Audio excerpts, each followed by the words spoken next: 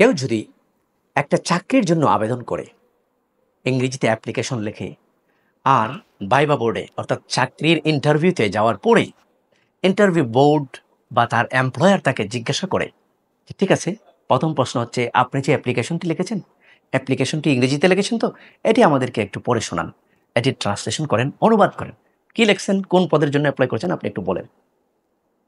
এখন যদি চাকরি প্রার্থী বা ক্যান্ডিডেট তার চাকরির আবেদনপত্র বা অ্যাপ্লিকেশনের বাংলা করতে পারে না, অ্যাপ্লিকেশন নিজে বুঝে না, বুঝাই দিতে পারে না, তাহলে কি তার চাকরি হবে? কখনো না।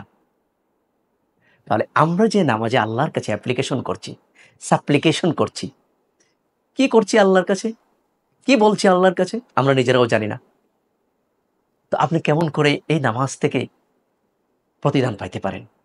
এই নামাজ থেকে কেমন করে আপনি যা চাইছেন আল্লাহর কাছে সেটা পাইতে পারেন? আপনি নিজে তো জানেন না আপনি কি চাইছেন। বয়স্ক মানুষ যারা, তাদের কথা ভিন্ন। আল্লাহ মানুষ যা পারে না তার জন্য আল্লাহ কোনো বোঝা চাপাইয়া দেন না তার উপর। কিন্তু আমরা যারা ফিজিক্স বুঝি, কেমিস্ট্রি বুঝি, বায়োলজি বুঝি, দুনিয়া সব পড়তে রাজি আছি, কিন্তু নামাজে আল্লাহু আকবারের অর্থ কি সেটা জানি না, সানা অর্থ কি, সুবহানাকাল্লাহুম্মা অর্থ কি জানি না, সূরা ফাতিহার অর্থ জানি না, সূরা ইখলাস পড়বো সেটার অর্থ জানি না, যে কোনো সূরা পড়বো সেটার অর্থ জানি না, তাশাহুদ অর্থ জানি না, সুবহান রাব্বিয়াল আযীম অর্থ জানি না, দরুদ শরীফ পড়ি জানি না। এরপরে আল্লাহর কাছে আমি দোয়া করতেছি, আল্লাহর কাছে কি বলতেছি আমি নিজেও জানি না।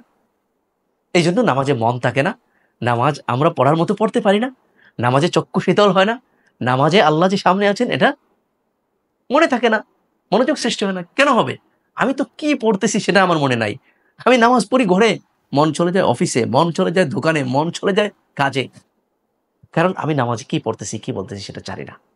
তো আল্লাহর ওয়াস্তে নামাজের যদি মনোযোগ সৃষ্টি করতে হয়, চাকরি যেভাবে বুঝিয়ে দিতে পারলে অ্যাপ্লিকেশন কি লেখছি এতটুকু যোগ্যতা অন্তত থাকলে পরে চাকরি আশা করা যায়, ঠিক তেমনিভাবে নামাজে যদি কথাগুলি বুঝে বুঝে আল্লাহকে বলি, মন থেকে আল্লাহকে বলি, তাহলে অন্তর বিগলিত হবে, অন্তর নরম হবে, মন নামাজে থাকবে, চক্ষু অস্ত্র সুজল হবে।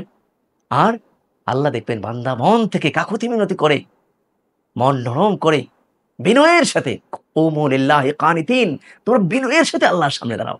আমার বান্দা মন থেকে এই কথাগুলি অন্তর বিগলিত করে বিনয়ের সাথে সাবমিসিভ ওয়েতে সে আমাকে বলতেছে। সুতরাং এটা, এই নামাজ কবুল হওয়ার আশা থাকে বেশি। তাই আসুন বুঝে বুঝে অর্থ সহ আমরা নামাজ শিখি।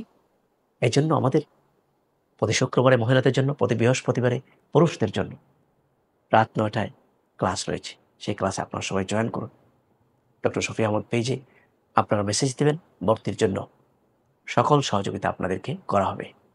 জাযাকুমুল্লাহ।